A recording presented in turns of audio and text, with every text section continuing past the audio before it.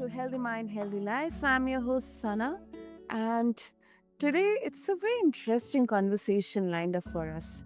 And listeners, this is the space where healing meets expression and stories, journeys, they shape our well being. Now, today's episode is not about writing. It's about reclaiming power, transforming pain into purpose, and finding your voice when the world tries to silence it. And our guest is a former municipal government professional turned indie author who used fiction to rewrite the narrative after enduring a very public political storm. From the corridors of power to the quiet courage of the written word, she now crafts bold, emotionally layered stories that speak directly to the lived experiences of women. She's a single mom of three daughters, a self proclaimed intuitive, and also author behind the Capital City series, Fiction Born from Fire. And her next venture, a witchy feminist revenge fantasy set to smash patriarchy this Halloween. So, listeners, grab your journal, your favorite cup of beverage, and let's dive deep into this alchemy of storytelling and soul. So, listeners, meet my lovely guest, NG Avant. So, NG, welcome to the show. And I'm Thank you. Thank you excited. so much for having me. Yeah, definitely, definitely. This is so powerful. I mean, a pen is like sword. That it's our good old saying, and writing for you, it became such a beautiful way to reclaim your voice. So, can you walk us through, NG, what that looked like for you emotionally, more over spiritually? When you first sat down to write. Absolutely. So it happened almost by accident in a way. I do have a background in writing. I went to school for journalism.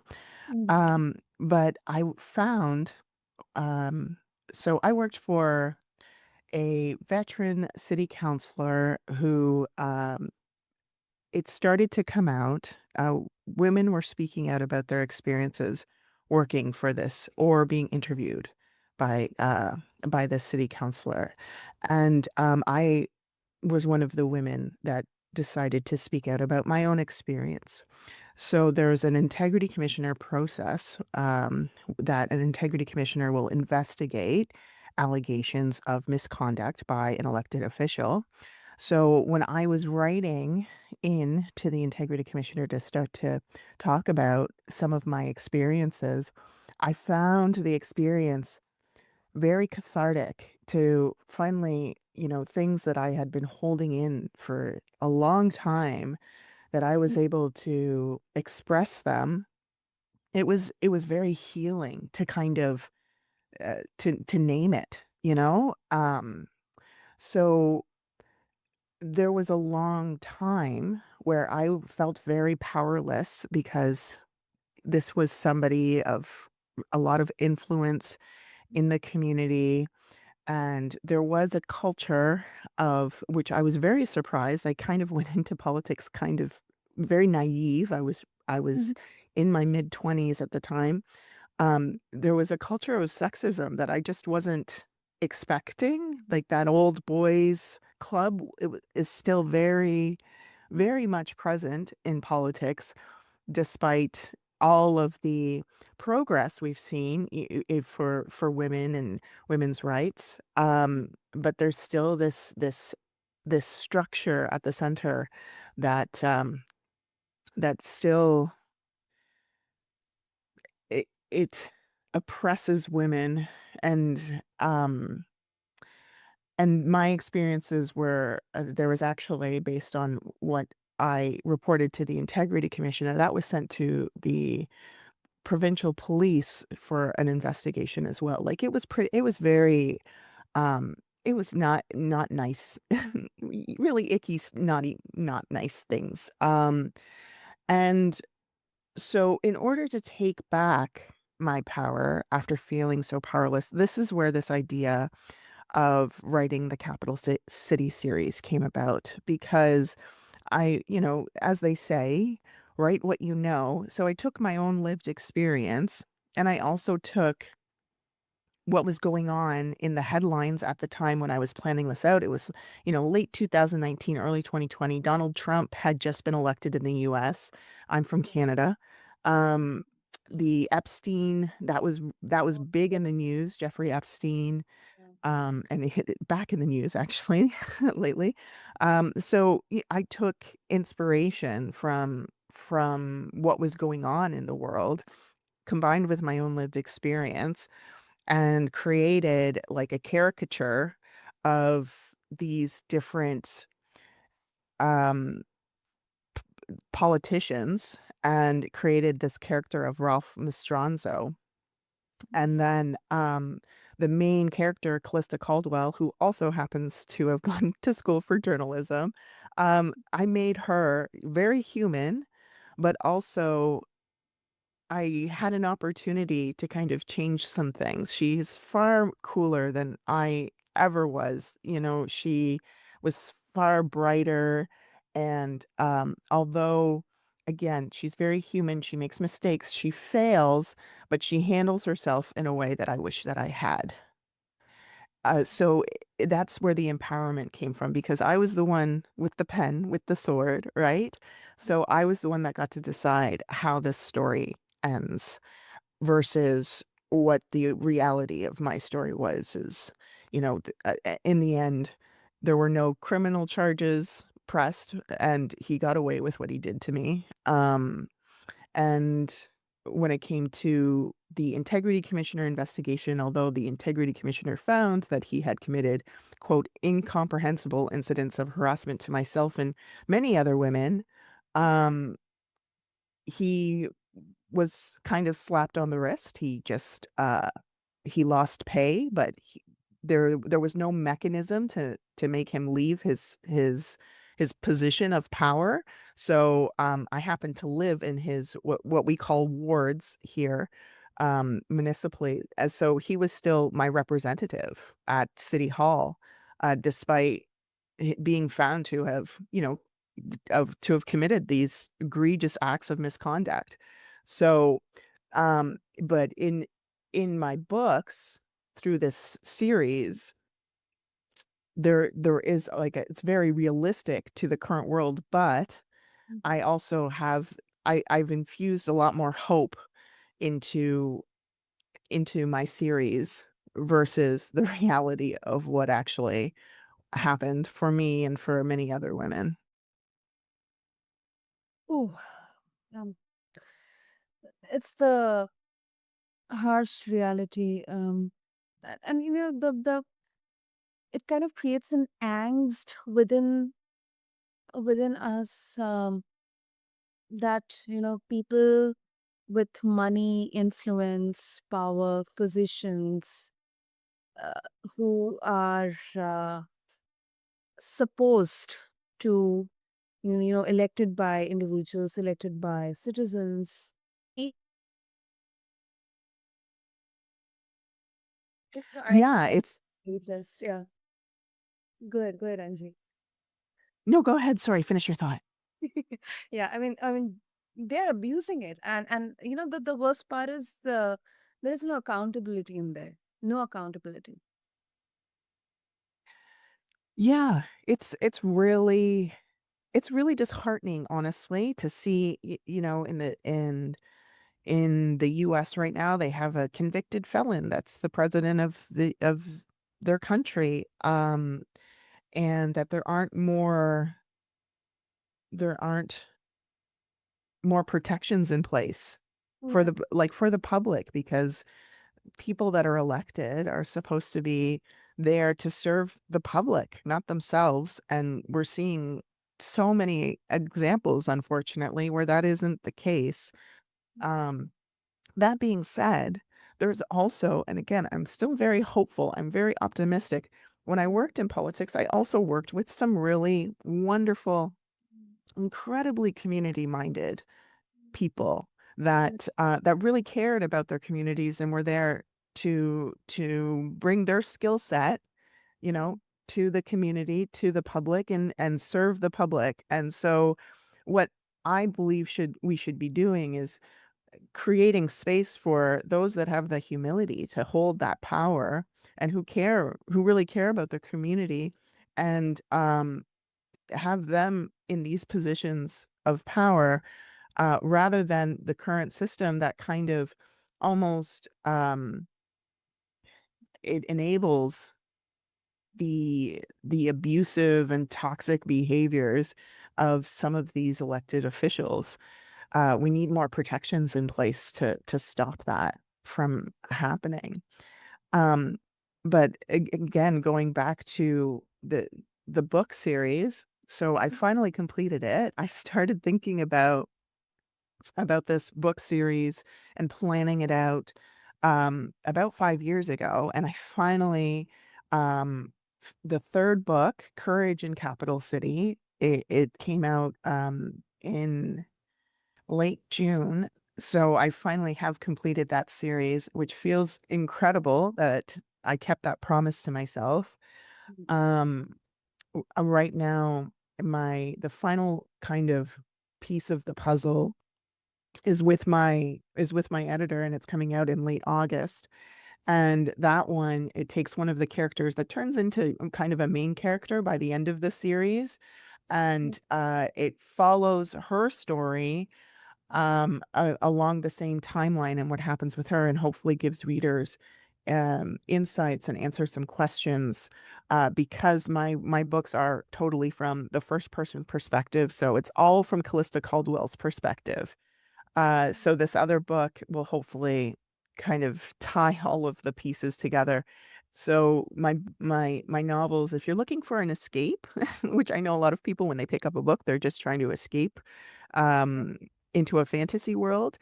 That's not the experience that's going to happen with my books. My books are more a reflection of our current society. So my hope is that people who pick up my books and read my books, that they'll feel validated, that they'll feel seen in these books, that maybe they've had similar experiences and that they're not alone, and that they're not overreacting or being too emotional, that they're having a very um normal response to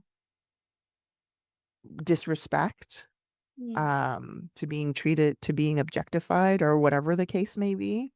mm, Um, s- so I believe that art can really, it can spark things, it can spark change. Um, so hopefully, maybe after reading these books, like maybe can start sparking some conversation, right? Maybe, or some introspection about, your own experiences, and maybe again help people feel seen and validated, and help those that maybe haven't had the same experiences, maybe help them understand what it's like, because because it's first person, it's very much you're in that character's head, so you get to feel all of the emotions that that character is feeling, the confusion, the way that they kind of try and explain away the abuse that's happening to them, make mm. excuses for it, that whole experience. Hopefully the readers will spotlight and highlight this issue for readers. Absolutely. Absolutely.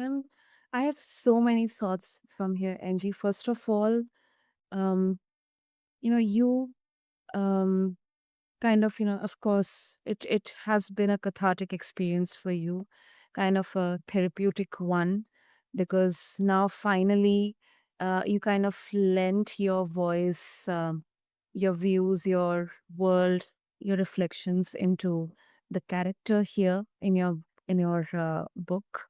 And secondly, I believe that you kind of, I just want to ask you, but before that, I am just guessing that through flawed characters, but the real world scenarios here, You kind of blended fiction and the real world issues or the real world scenarios that we see. Because of course, we go for the creative channels or medium for escapism, but then uh, completely escaping from the reality, it won't serve purpose, especially in today's era. So I would love to know from you, Angie. I mean, why did you choose fiction over memoir? Like, what did that decision allow you to express that non-fiction couldn't? Well, I was able to end the story differently. Basically, by making it fictional, I had the power um, in the end, overcome, um, to to to see how my the main character, Callista Caldwell, I she's called Cal though, um, she's very resilient. She goes through a lot in my series. Like, it turns into kind of a political thriller by the end of the second. I put little Easter eggs in the in in the first book, and then at the beginning of the second book. Like, the second book is called Corruption in Capital City. Um, so that's where she kind of uncovers what's going on. And again, it is fictional. I was taking from what I was seeing in the headlines at the time, right? As inspiration. Mm. So, um, so m- my my purpose in making it all fictional instead of just telling my story, which I've been doing that through my advocacy work. I've been advocating for changes to legislation here in Ontario, Canada, so that future women, or just people working in municipal government don't have to have the same experience that I did. So, I am still telling my story, my actual story through my advocacy, but through my writing, I'm changing the story. I'm providing hope basically, because like I said, at in my heart, I am an optimist. I do believe that we are good, like that humanity, that we care, that we are natural collaborators, um and that we are natural communicators, and we take care of each other. Like, you see it when natural disasters happen, for example. You see how the community, they just all come together and they help each other out. So I truly believe that we as a species are that we're good, that we're loving, that we're caring. Yes, we have the capacity to do like some pretty awful stuff, and I'm not denying that. But I I choose to focus on the good, on the good parts of our humanity, rather than the negative. And I think, again, the way that our systems need to change because they enable the bad parts of our humanity. So let's do something so that we can, as a human race, uh, survive and thrive, uh, in our home on this planet. Absolutely. That's beautifully put, Angie.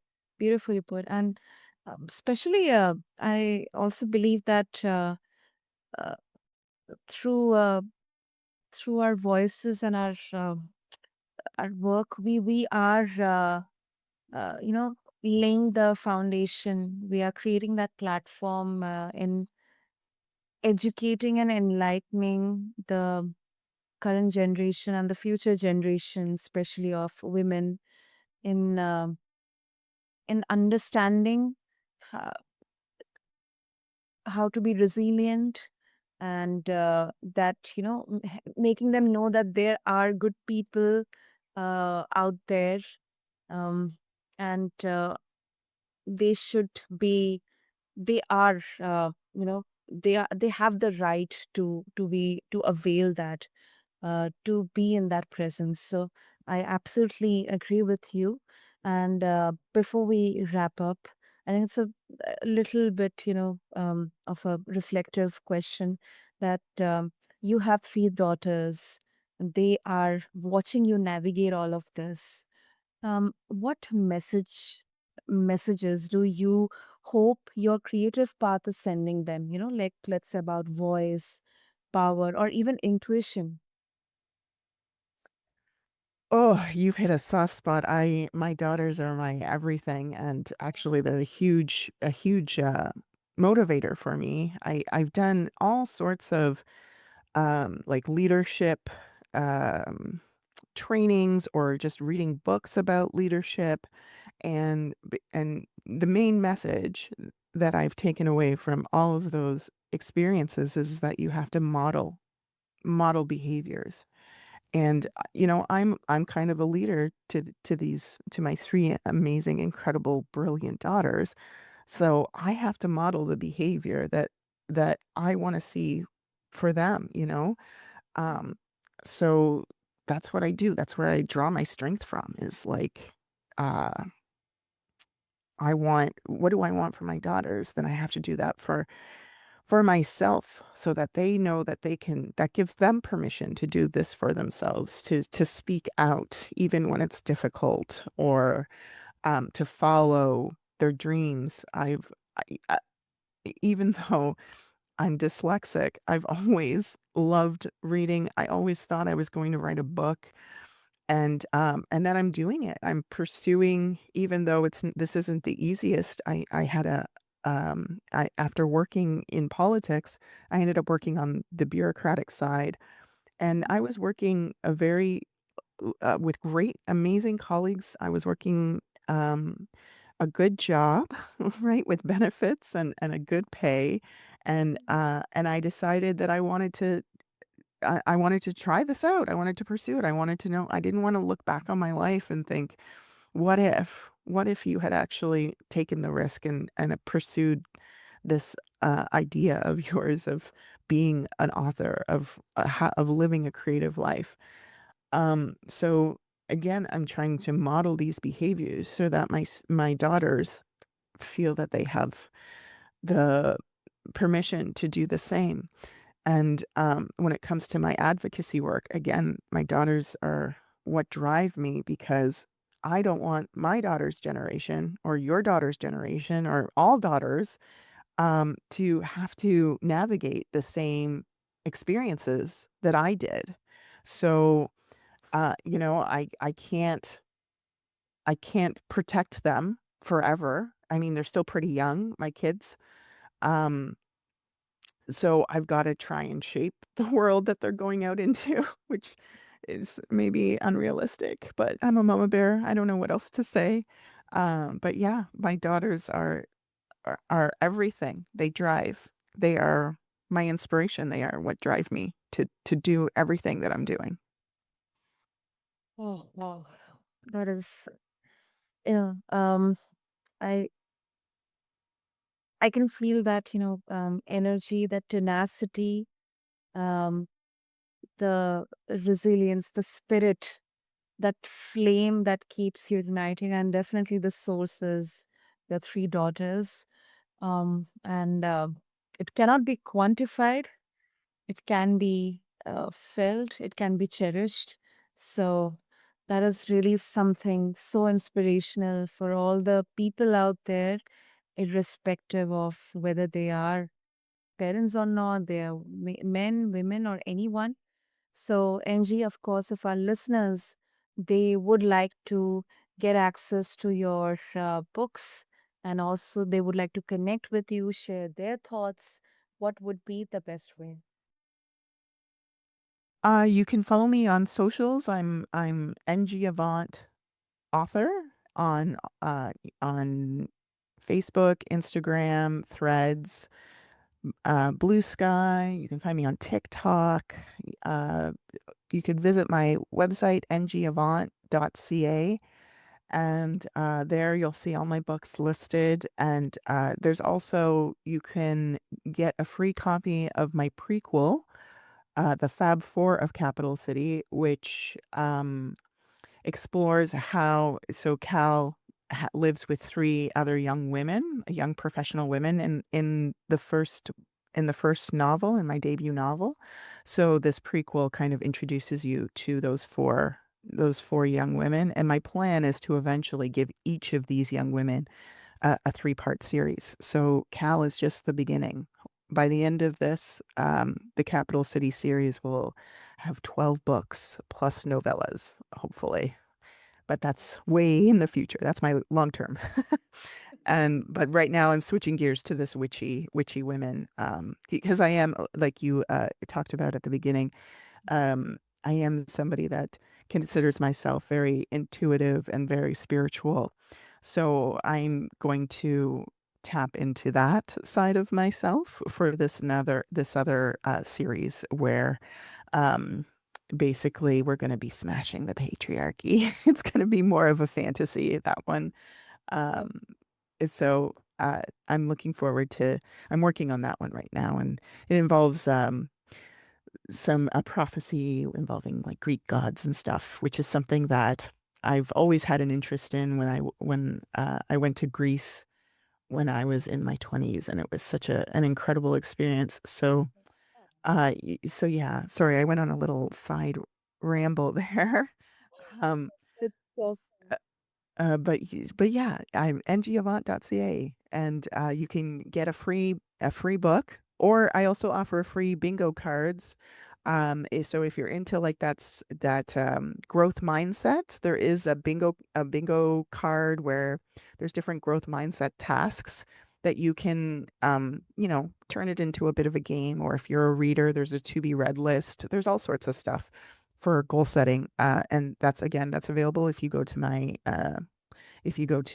social media and go to my link tree, you'll find it there. Wonderful. I'll make sure to have all the links and details in the show notes. And Anjali, this was such a um, a powerful reminder that healing doesn't always start in therapy or a doctor's office. It can begin on a blank page through a fictional character or even in a genre we are told not to take seriously.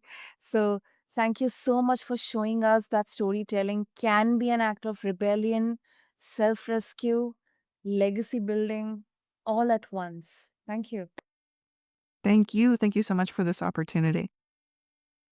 And to all the listeners out there, if today's episode challenged you, moved you, or reminded you of your own voice, don't keep it to yourself because every voice matters. Your voice matters. Share this episode, leave us a review, and also make sure to check out NG Avant's books and all the resources that she's sharing. And also, most importantly, start writing your own truth in whatever form it needs to take. Until next time, stay grounded, stay bold, and remember that healing is not linear, but it is yours to author. Thank you.